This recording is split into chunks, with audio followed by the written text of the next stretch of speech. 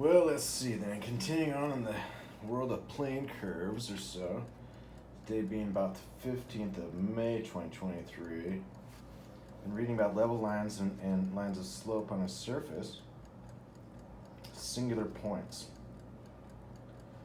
Let x naught, y naught be a point, such that in its neighborhood, the functions p of xy and q of xy are finite, continuous, and single valued. Then the equation p xy dx and plus q xy dy equals 0 assigns the value y prime equals negative p x naught y naught over q x naught y naught to the gradient at that point. And this value is determinate with the sole exception of the case p x naught y naught equals 0 and q x naught y naught equals 0. So here this nicely established a singular point is about a 0 and may confer an indeterminate form. And then that the author, as he puts it, points at which the gradient becomes indeterminate through the simultaneous vanishing of p and q are said to be singular.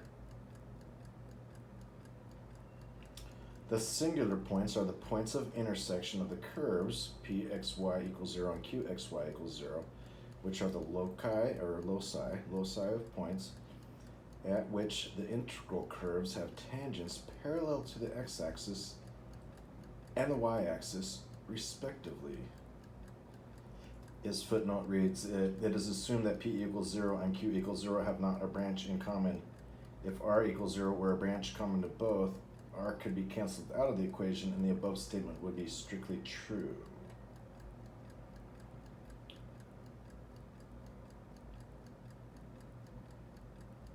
Said to be singular. They are thus in general isolated points. To illustrate possible modes of behavior of the integral curves in the neighborhood of a singular point, we shall consider the linear fractional equation dy over dx equals ax plus by over lx plus my, where am minus bl is not equal to 0.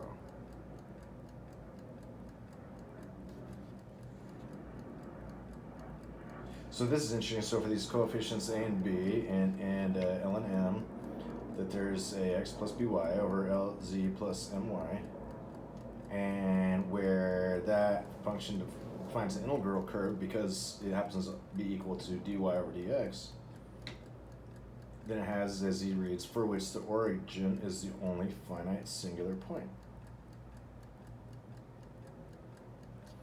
That p of dx and plus q dy equals 0, and that p of xy equals 0 and q of xy equals 0. Making the usual substitution y equals vx, we obtain x of dv dx equals a times the quantity b minus l of v minus mv squared over 1 plus, or l plus mv.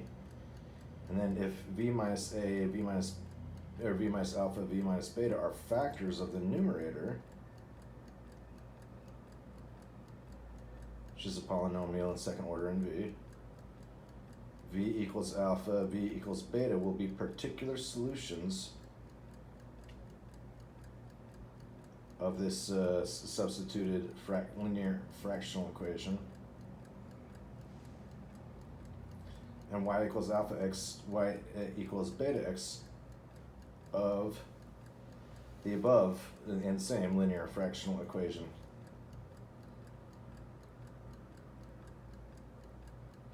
Thus, among the integral curves of the linear fractional equation are two straight lines to the origin, whose joint equation is ax squared plus quantity b minus l quantity times x times y minus my squared equals 0. These are known as the principal lines, and alpha beta the principal directions through the origin. They are real and distinct, coincident or imaginary, according as b minus l quantity squared plus 4am greater than, equal, or less than 0. i.e. where there's 0, then it kind of just reduces to a regular line or constant. When they're real, then the substituted form of linear fractional equation may be written that x of dv dx plus m quantity v minus alpha v minus beta quantity over L plus mv equals 0. Separating the variables and integrating, we obtain log absolute value x plus mu log absolute value of v minus a plus v log absolute value of v minus b equals log c. Well, that's rather remarkable. So the integral of making log means it was like 1 over these things. So the values are separated and make it like so. And so with this linear equations and what they are real, the principal lines through the linear fractional equation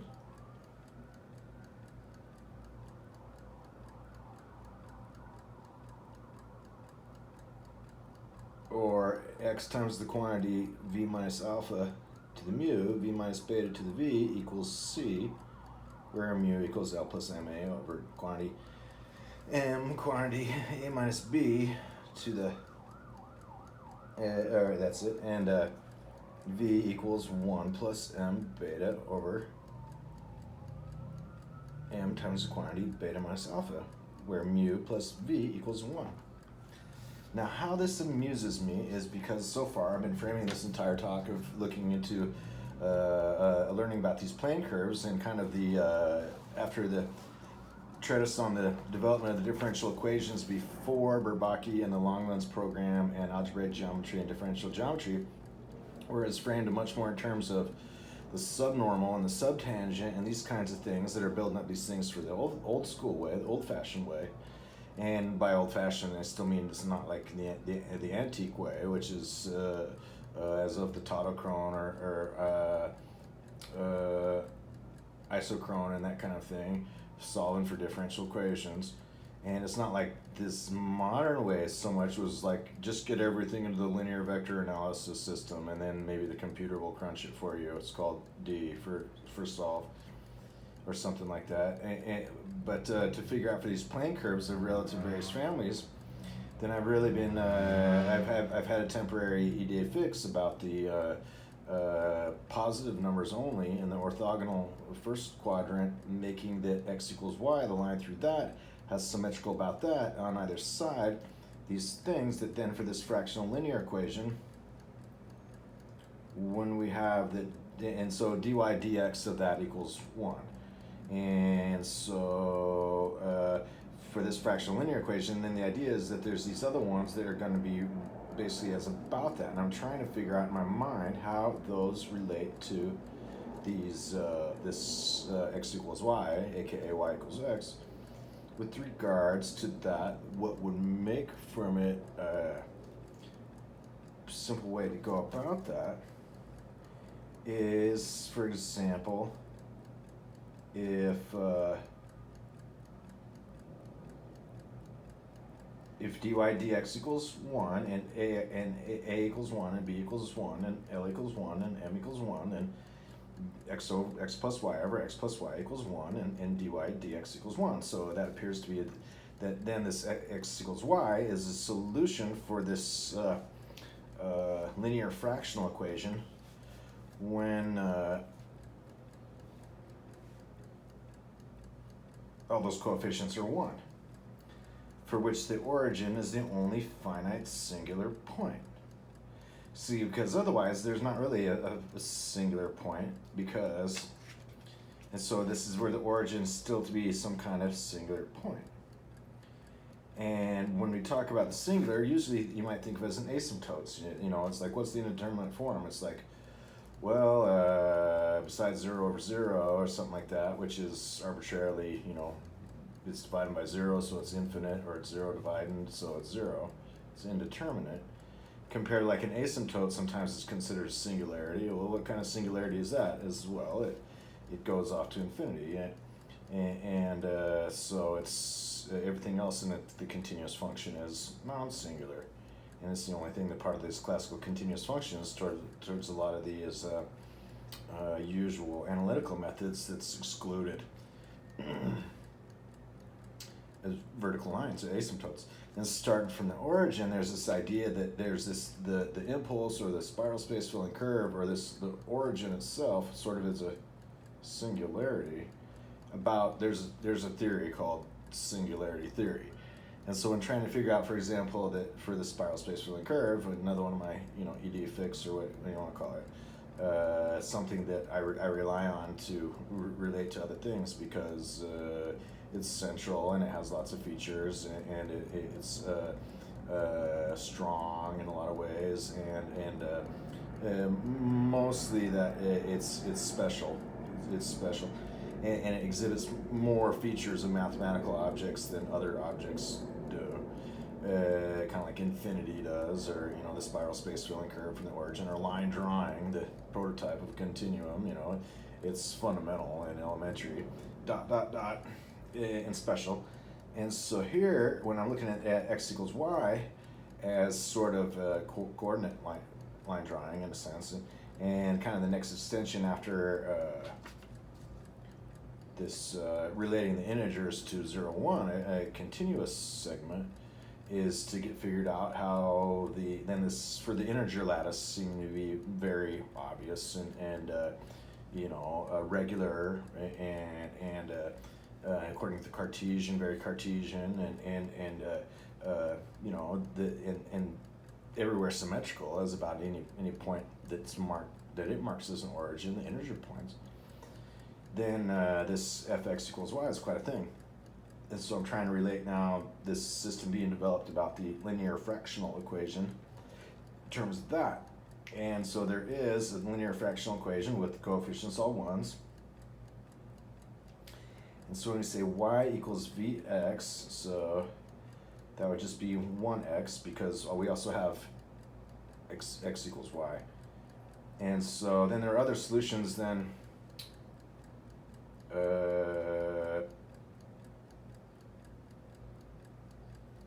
There are other solutions than when these a, b, and l and m are 1, as long as they're all the same number, then it's also the same thing. For any constant, as long as a, b, and l and m and this linear fractional equation equal a constant, it's like so. And then, well, if it's to be a linear fractional equation, doesn't that mean 0? It's like, well, 0 over 0 does not equal dy over dx, It's going to be one of those things, unless it's a flat line. So that would be something, that would be in the singular case, instead of this x equals y, it's just a flat line. Whether it's a flat or a vertical line is one or two different things. So these are the kinds of things making for that. Then the idea is to say, when there are indeterminate forms, then they kind of have one or the other sensible solution. Like 0 to the 0. Well, it's 0 times something, so it's 0. Well, it's to the 0th power, so it's 1. Which one is it going to be? Can't be 1/2. That would make everything that is usually in the middle about it discontinuous. But maybe sometimes that's kind of where it fits. But otherwise, when it's as x to the y, and it's x goes to 0, it's 0, and when y goes to 0, it's 1. So I'll keep reading the author's kind of development here, but so what I've been doing is going along is framing this whole the differential character of the first quadrant in positive numbers in simple continuous functions and is reflective and symmetrical about x equals y and y equals x and 1 over x. And then getting into how that's being developed is turning that 3/4 and making a family infinite series off the coordinates that is a sort of smooth sawtooth. Or as I learned, sometimes those are called triangular waves instead of just the sawtooth wave. Sometimes, and then the rake is as the backside of the wave. That the sawtooth wave is sometimes called the ramp, and when its rake is 0, or when it falls flat or directly off the ramp. But you can have sawtooth waves that are triangular. So we'll just keep calling it a sawtooth wave, and then that's its intent, that it's when isosceles are symmetrical about the quarter period.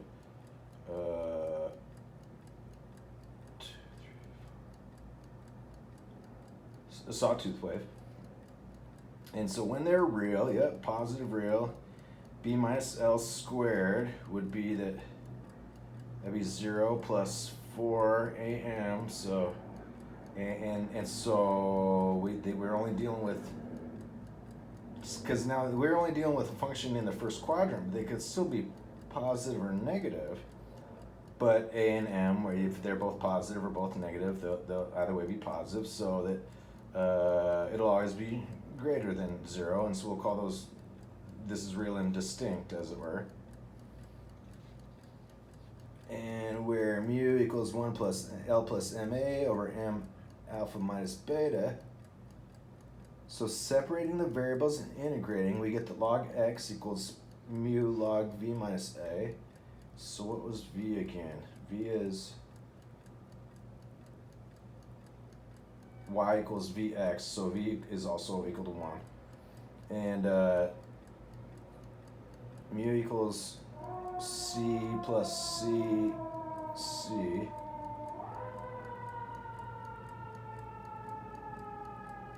So 2c plus 1 over m alpha minus beta. So they're real, and I'm just looking back here, and I'm just kind of regarding this particular form. It's just a straight line with slope 1 in the positive quadrant as a linear fractional equation, and working up these developments about it. And thus the general integral of it, where the principal directions are real and distinct, is, well, that would be just the x squared or 1/2 x squared or whatever. And yeah, it's in mu and v, so mu and v are 1, and equals c with some constant. So yeah, that just falls back in and adds back up, which is neat.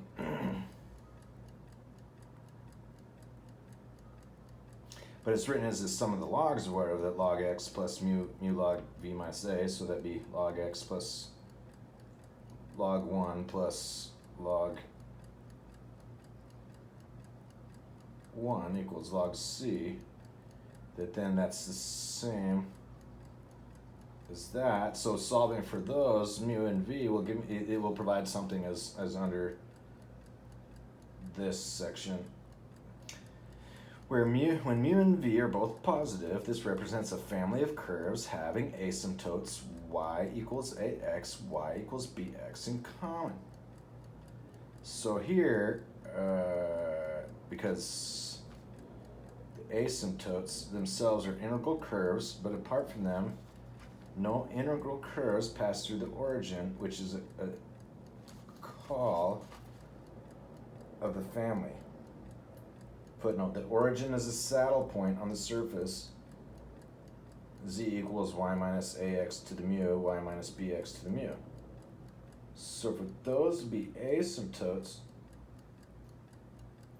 y equals alpha x and y equals beta x in common,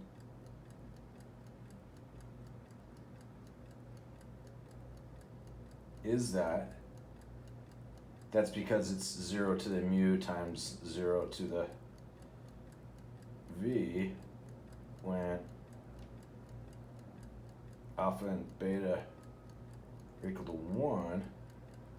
But otherwise it's this constant determined by this relation in logs, that I'll look to scratching this out a little bit. What would be, I need to figure out what mu and v are, but what they are makes for that. V is like so and that. So this is a sort of, a rambling, observance of taking this higher order development and applying this deconstructive account to it, and putting in a particular simple equation, and then taking for it because it has other regular simple properties, and then figuring out that then when this higher level development, say, well, these are singularities, or these are asymptotes, that those, when it comes to defining a sensible value for it, would then be one of these things that it already has, because it's already simple. It already has a compactification, or it already has a bound that's built into it because it's simple. It always has some other symmetry about it that makes it so. So these are the kinds of things that can get into interesting little developments according to the deconstructive accounts of higher level developments of mathematics. So when mu and v are of opposite signs, the equation of the integral curves may be written y minus beta x equals c of y minus alpha x to the p, or rho, where rho equals negative mu over v.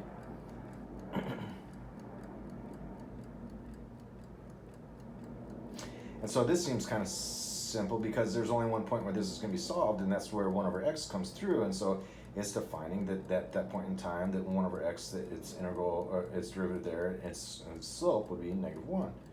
And so this gets into the whole fx and fx equals x and fx equals 1 over x. The simple case of the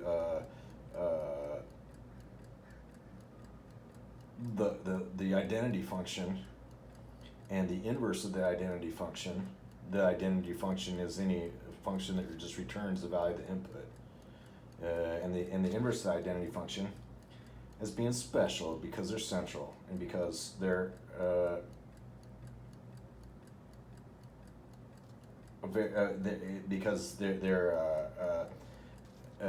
canceling out a lot of these other systems, or filling in a lot of these other systems. Because some cases where, for example, the zero is called the trivial solution.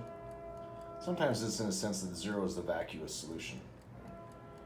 But then here's something like this. The identity is like, well, if zero is vacuous, then at least this identity function is trivial. Trivial. Since rho is positive, every integral curve passes through the origin, which is a base point or nodal point of the family. See, here I'm looking a little bit differently, and that it's through 1, 1. So this is kind of then builds up our origin of this singularity in terms of this linear fractional equation. Oh, that AM minus BL is not equal to 0. See, I've got a second singularity. That was a condition way back in 17.3, is AM minus BL not equal to 0. And so where they're all the same or a constant, well, that is 0. And so what I've introduced to this notion of the singularity is about the linear fractional equation is another one. That helps me understand a little bit why then what otherwise this conclusion is alternate. That I'm really curious about this kind of thing is like, well, what happens when it's infinite? What's this function like? Well, it's 1. It's f of x equals 1. What happens when it's infinite? It's negative 1. Oh, really? Yeah, really. So here, yeah, this is something man establishes. Otherwise, it would be there's involved division by 0. And so when there's division by 0, kind of like when there's taking something a product with 0 and calling it non-zero, like one of the ways to look at x to the y when x is 0 or y is 0. Or here, when you have an indeterminate form or anything that the authors defined as a singularity in these plane curves, which is, if it's an indeterminate form, 0 over 0, it's a singularity.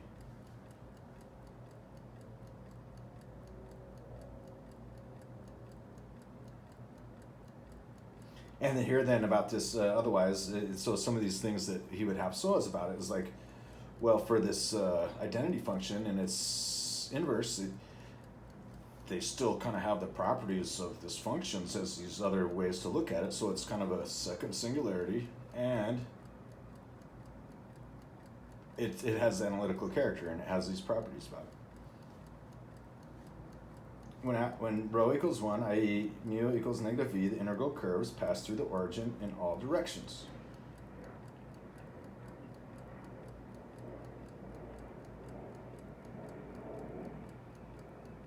The nodal point is then said to be isotropic.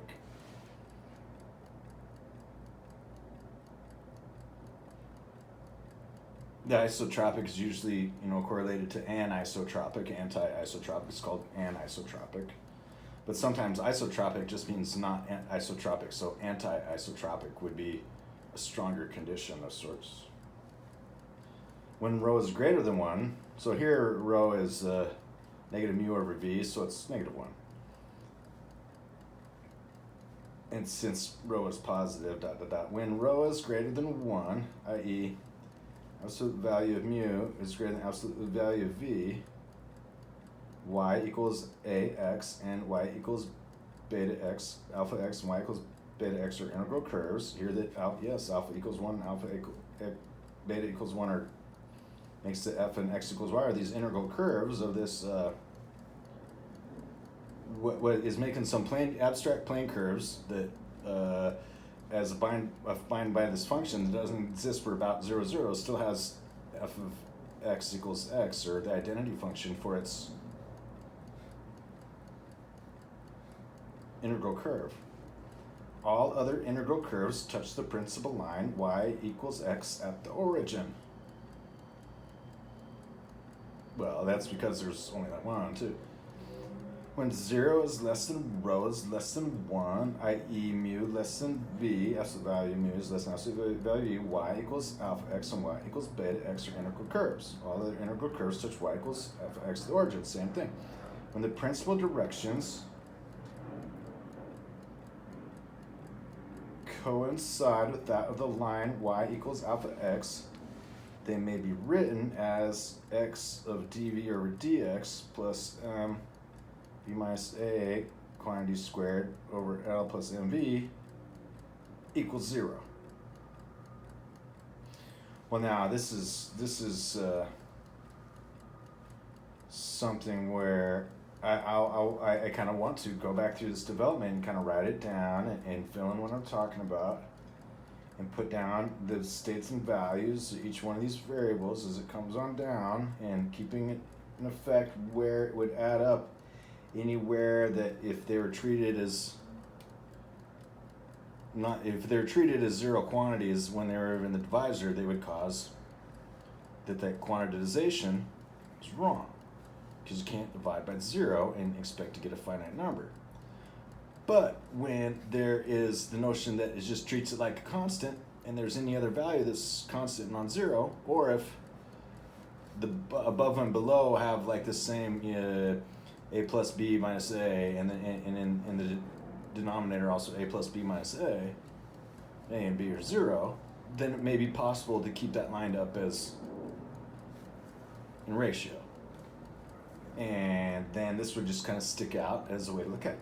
And so then it gives that then this x of dv over dx about that. Oh, so the alpha and beta are factors of the numerator. So v equals 1, a plus 0v minus m. So m minus. Anyways, I'll look back and see if I can figure out what alpha and beta might be, because then that will give us some things. Maybe written as x of dv over dx plus mv minus a squared over 1 plus mv equals 0, because then, as he puts it, the origin is a saddle point on the surface x of y minus alpha x equals y minus beta x to the v. Y minus ax quantity to the mu, y minus beta x quantity to the mu. Huh. Well, that's fun. Whence log x plus log v minus a minus L plus ma, and that's here, that's 3 over m of v minus a, and that looks kind of like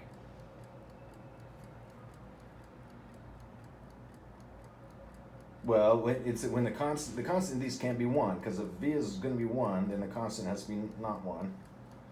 M of, so like before we said, well, these numbers can't be 0. Well, if they are, then these constants can't be 1, and so on, as long as it maintains that then this other stuff can be kept in line. Equals c, and thus the general integral is dot dot dot quantity y minus ax, quantity log of the absolute value of y minus ax minus c equals L over m plus a quantity times x, from which we derive y prime equals a plus L over m plus a over 1 minus c minus log absolute value y minus ax. Thus the line y equals ax, which is itself an integral curve, is tangential at the origin to every other integral curve.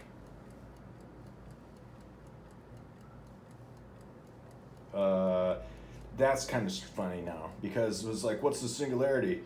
It's like, well, you know how it comes from the origin? Well, the origin is the singularity. How is it? It's like, well, the line through the origin is tangential to itself at the origin. It's like, no way. That would make it perpendicular to itself. It's like, just saying. It's from the origin.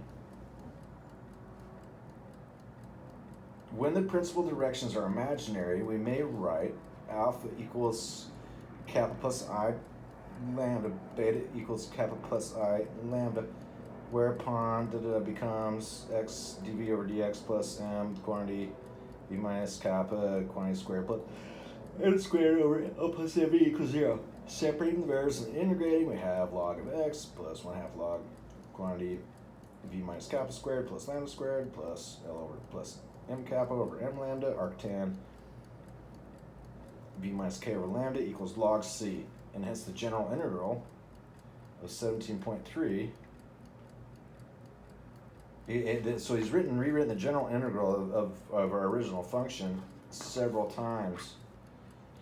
The linear fractional equation, and that's kind of nice because he's adding up for us that is this ratio of two lines, that dy when it works out that the slope of the line is defined by that being the derivative of the function is defined by ax plus by over lx plus my, and here that their constants and they're equal to 0, they're not equal to 1 rather, and that there's some other differences from the derivations what so follow to make it keep it so.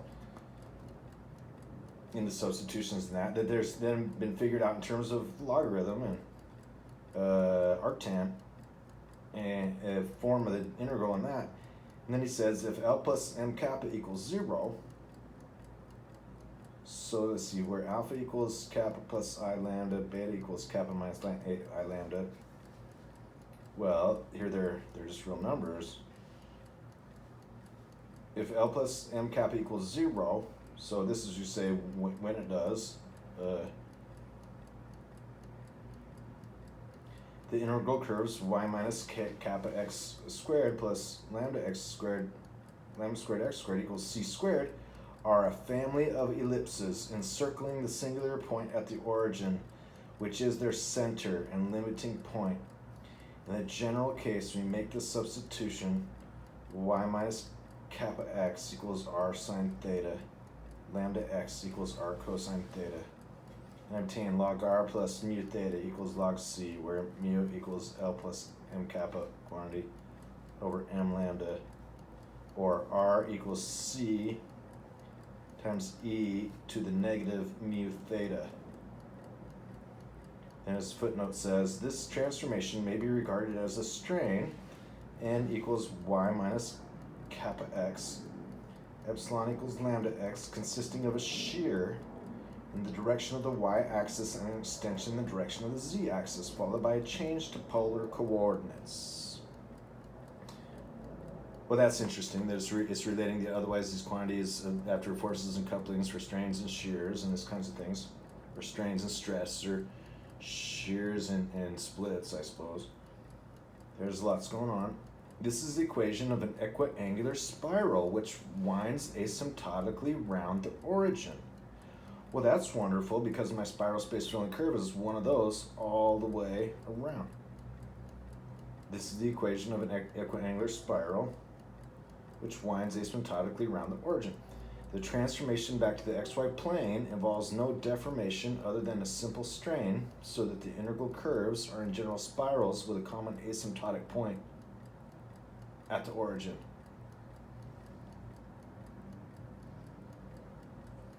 Note, when 17.1, which was when the original idea about the definition of singularity, that p xy dx plus q xy dy equals 0, as a singular point at the origin, it may be written dy over dx equals ax plus by plus little p xy over a quantity lx plus my plus qxy. So that looks like 1 equals a and b and l and m are a constant not equal to 1, and then p equals q, where pxy qxy can be developed as series whose lowest terms are of the second degree at least. It can be shown that unless a equals b equals 0 or lm equals m equals 0, the integral curves behave in the neighborhood of the origin as if p and q were absent, and precisely the same cases arise. So as you can see, my idee fixe about the identity function and the inverse function, combined with my idee fixe about the spiral space filling curve, are kind of coming together to help define why it's so central and regular in singularity theory that the origin is everywhere. And so now it was always seemed apropos to hear that someone, you'd think it was like, well, what is mathematics and geometry? It's like, it's the drawing. Well, so what? It's like, where does it come from? It comes from the origin. Well, where's the origin? The origin is everywhere. And so that's kind of this thing. But here, it's describing these other properties that is, as far as we'll fall back into the same space, will be like so. And so with these, given these measures, these constants, like, you know, they can't be 0, can't be 1, but as long as they're the same, they'll be symmetrical, and it's about these things, and this other thing has these other properties that are given to it outside the framework. So as long as they line up, then the origin is there, and it's about a singular point at the origin, about these integral curves of the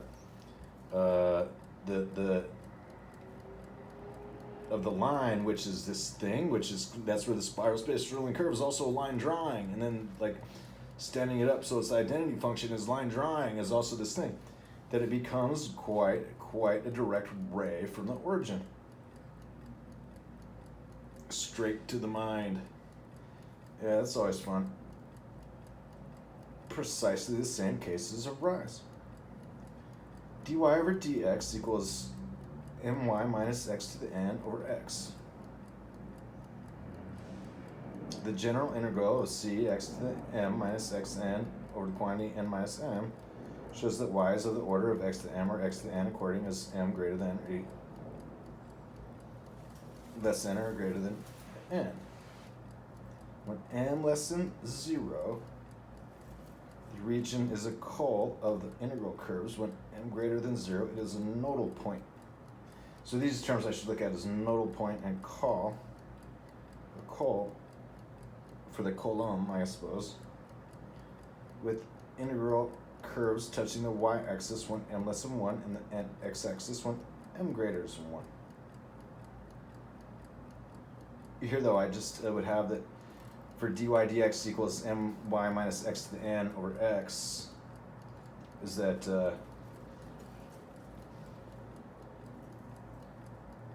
m equals 1 and n equals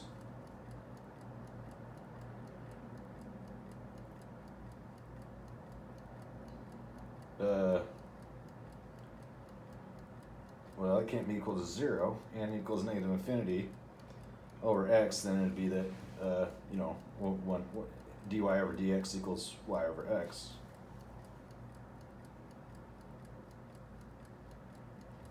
These are the kinds of things when you get into is like, well, how can you make this the general integral of this function of that's my minus x to the n over x equals x prime, or quantity my minus x to the n over x times y prime equals 1. Well, as long as you can consider n to be infinity and m to be 1, then it's the exact same thing as this identity function. That these other properties can kind of be framed and staked out about as you build to it in the limit. And then when somebody says, well, you can't do that, you can't have infinity, it's like, well, how about if you just build it out in the limit? Make the continuum limit, figure out the middle of nowhere and call it 1/2. Or get past that. Why would you bother to do that? Well, I don't know. Because it's there is usually fair enough. That's what they used to say. The mountain climbers would say, why would you want to climb Mount Everest? Because it's there. And so very, very, very few people ever have.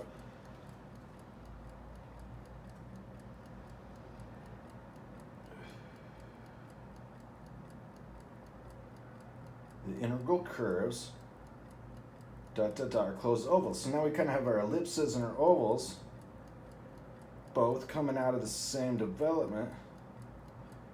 The origin is their limiting point or center. And as was put about the ellipses in the previous half of the development, is their center and limiting point. When transformed in polar coordinates, this equation becomes and then the general integral is The integral curves are spirals with the origin as the asymptotic point. And that's the end of chapter 2. So now that's pretty cool, because what is developed for these,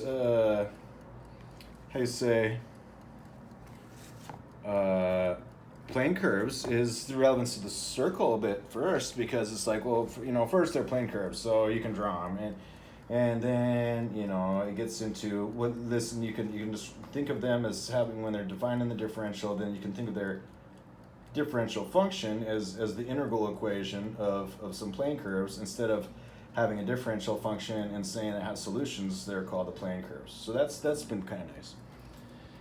Whereas the usual standard linear curriculum today, the other way is just like, don't think of it that way, because you'd have to deal with your differentials as algebraically and mind your P's and Q's. And the computer isn't necessarily going to do that, because you're just going to feed it from one batch tape to the next one, and it doesn't know anything about that kind of stuff. You'd have to build that in. But it can be done, and it can be done. And then when it got into this idea of the identity function, or y equals x equals y, and y equals 1 over x, and x equals 1 over y, because x equals y. The symmetries come up in about that, and then things that otherwise would be like, well, you can't divide by 0. It's like, I'm not dividing by 0, I'm multiplying by x over x, and I don't care if x is 0, because I already canceled it, and I'm only leaving it in the place for the function, because it's algebraic ballast of a sort, holding down these other parts of the thing. Because what I'm really interested in then is necessary, I'll do it this way, is build each one of those as a whole expression of the derivative, as the annotation, as the limit, and and the convention in this thing. Because what I really want to do is see what happens when it falls out, that it's got a value that for the singular point is special, and not the same as its infinite thing. There's this Imre Lakatos's book, The Logic of Mathematical Discovery. And I haven't read this yet, but it's kind of interesting. Induction as the basis of the method of proofs and refutations. And so what Lakatos has done here, he's kind of set up some, Socratic dialogues, or whatever you want to call it, or there's Salviati and Sangredo, and these kind of dialogues that are set up when you have one guy's like this, and the other guy's all like that, and the third guy's like, and so here he has got sigma and zeta, and beta and kappa, and so these have developed particular kinds of, personalities over the course of it. But he's just got section B, induction as the basis of the method, the problem, content, the naivety of the naive conjecture. And he's developed lots of little language yet so far. And he's talking about Euler's graph equation, or the v minus e plus f equals 2. And I just, when I think of that in terms of the planar, is that in 4 dimensions there are no knots. So that might be something in the case that it's actually the planar or 2-dimensional case that's the degenerate from the 3D. or the higher dimensions, not vice versa. Why? What resolves down for that is pretty simple sometimes. Sigma is no more. You will never induce order from chaos. We started with long observations and lucky insight and failed. Now you propose to start again with longer observation and luckier insight. Even if we did arrive at a new naive conjecture, which I doubt, we shall only end up in the same mess. And then Beta says, perhaps we should give up research altogether. We have to start again, first with a new naive conjecture, and then going again through the method of proofs and refutations. And Zeta says, no, Beta, I agree with Sigma, I shall not start again with a new naive conjecture. And then Beta says, then where do you want to start, if not with an addictive low-level generalization of a naive conjecture? Have you an alternative method for starting? So what's the next page say here? Deductive guessing versus naive guessing. So Zeta says, start. Why should I start? My mind is not empty when I discover or invent a problem. And then he introduces teacher, who says, do not tease Beta. Here's the problem. Is there a relation between the number of vertices, edges, and faces of polyhedra analogous to a trivial relation between the number of vertices and edges of polygons, namely the V equals E? How would you set about it? Polyhedra are the three-dimensional analogs to the polygons or shapes. Poly, any number of gons, sides. Or if angles are gone, then, you know, for sides. Trilateral, polylaterals. There is some I've already heard some conjecture about this, and it has to do with that any vertex of a polyhedron is one of two things.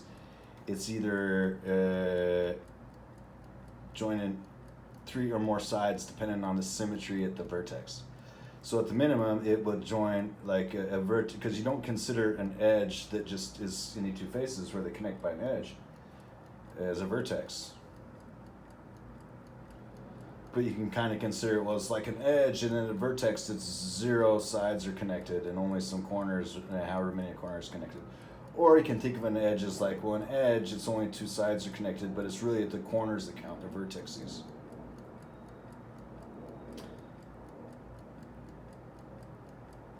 But then whether or not you can always break down, if you always break down a polyhedron's vertex into the intersection of three planes, so that it looks like one, and then just kind of fill in if you fill in all those other edges, you can kind of reduce it so that would just look like, you know, triangle tessellation or something like that. That's and I know that's not really a word, triangle tessellation, but it kind of is, and it's kind of like what happens if you make pixels of a thing instead of just like, you know, drawing each of the vectors of it? Well, it kind of is an approximation, you know, moire, you know, half-toning, you know, this kind of stuff, dithering. But here, then the idea is, well, what if you consider that the other way and say, well, consider for this polyhedron, it's got to have some maximum number of symmetry, maximum number of faces connecting at the point where the vertex where it has the most connections. And so if you take every one of the other vertices on the polyhedron and then split that up into so many, and so then somehow you'll just have to make it so, because then it will work out to be kind of a regular whatever hedron, because then there will be at least an algorithm to say, well, that's the maximum, and then for however many of those it took to arrive at such, which is available via some, you know, hopefully some kind of recursive or parallelizable means that will do that. So he said, here's my problem. Is there a relation between the number of vertices, edges, and faces of polyhedra? And so then the idea is use that to compute, if you've got a number of vertices and edges and faces, whether you're talking about the faces and edges, whether you're talking about the vertices and edges, where you're talking about the vertices and faces, or all three, then to figure out the relations that are in families of these either way. And so then he goes, let's see who he says how he go about it. So Zeta says, first, I have no government grants to conduct an extensive survey of polyhedra, no army of research assistants counting the number of the vertices, edges, and the faces and compiling tables from the data. But even if I had, I should have no patience or interest in trying one formula after the other to test whether it fits. Well, yeah, who wants that, you know? And so Beta says, what then? Will you lie down on your couch, shut your eyes, and forget about the data? Zeta says, exactly. I need an idea to start with, but no data whatsoever. And Beta says, where do you get your idea from? And Zeta said, it's already there in our minds when we formulate the problem. In fact, it's in the very formulation of the problem. Beta says, what idea? And Zeta says, that for a polygon, v equals z. And he says, so what? And so Zeta then just has this big spiel. He says, the problem never comes out of the blue. It's always related to our background knowledge. Then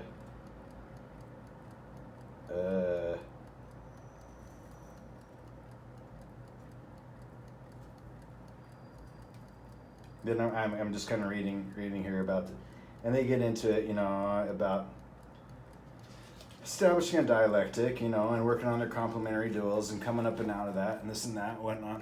But what I was going to read that for about is he gets into discussion of the Dirichlet problem.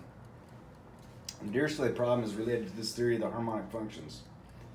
And the harmonic functions are up and related in this theory of various standard designs of what are means to solve systems of potential. And they're used in, all over linear analysis and differential analysis and various applications and this and that. And so kind of just like I'm looking at the modest central identity function and the inverse function as for singularity theory and this foundational bit and the centrality of things and the origin, you know. Then there's also that for these harmonic functions is I need to figure out, well, I know that I got these harmonic functions in these bounded spaces, but I also want to figure out if I've got field operations that equip negative 1 to 1, then why don't I just apply it to that to make it so that I can get some alternatives and further add to fill out these harmonic functions, or otherwise I need to attain to the Poincaré sphere to solve my Dirichlet problem, which is to find a sum of solutions that adds up to the Dirichlet problem in the Poincaré sphere. And so then if that's possible, if that's possible in terms of harmonic function theory, I'm like, that's great. I can get that. All I need to read is the 400 pages from these books in a row, and I will have received the wisdom of the curriculum that says this is how we do it today, and it's called theory. And furthermore, there's a program to do it. So after you read this book, you can also just buy a program, and it will also do it. So what I'm interested personally, of course, is I want to know more about this centrality and the formality, because that becomes more of a thing. Besides that, abstractly, it's fundamental, and so the fundamental theory adds up to it first, and so it becomes that it's kind of like, well, Imre Lakatos is like, well, where does our deduction come from? And it's like, it comes from nothing. Now deal with it. And what comes from that first? How can we get even anything out of that? It's like everything comes right out of it. It's continuity first. Well, what about Aristotle's continuum and being a continuous domain first? Oh, all right then. Well, then what about modern 21st century axiomatic descriptive set theory? It's like, well, that's second, but it's okay. It's allowed, because we just, all we had to do is fence Descartes in a little bit, and it's fine. It's like, oh, okay, now that you said so. And so getting into this kind of thing is really as a matter of fact that there's this kind of wonderful milieu right in the middle is before geometry, and sure, that's not standard, and yeah, I've had to develop myself, and maybe it's supposed to be for everybody to discover it on their toil or journey, or maybe it was just kind of left out. And partially it's because, why? Well, because for the first 1,000 years that was infinity, and if you said so, then you would get burned at the stake or thrown off the boat or something, because it's secret, it's esoteric knowledge, it's not exoteric knowledge. All right, then how about today? It's like, yeah, they got bigger fish to fry. Well, then what about this? Infinity and infinitesimals and the way that this differential analysis and the plane curves and their integral functions is about opposite of our modern day differential functions and systems of equations. It's like, well, they're complementary duals, and just because one of them is easier to deal with when you toss that to a computer, and whether that's, you know, an egghead guy or like, you know, a program or something like that, it's like, well, at least you wouldn't set up your student for failure, because he's going to get a problem and then his boss is just going to tell him to use a computer because he doesn't expect some guy who's like a total wizard in differential equations. It's like, all right, you know, that seems to make sense. You know, we leverage our combined wisdom, combined knowledge. It's like, what about the second guy? It's like, well, the second guy is our boss. Yeah, he told us to do that because he got tired of people who couldn't figure out plane curves, you know. And it's like, oh, okay. And so on we'll go, and we'll get it figured out some more about it. But that was kind of the reading today. It's still about the plane curve, still about f of x equals x, or x equals y, and y equals x. Numbers are positive. There's no division by zero, but things that are constant in ratio. So x over x equals 1, and this kind of thing.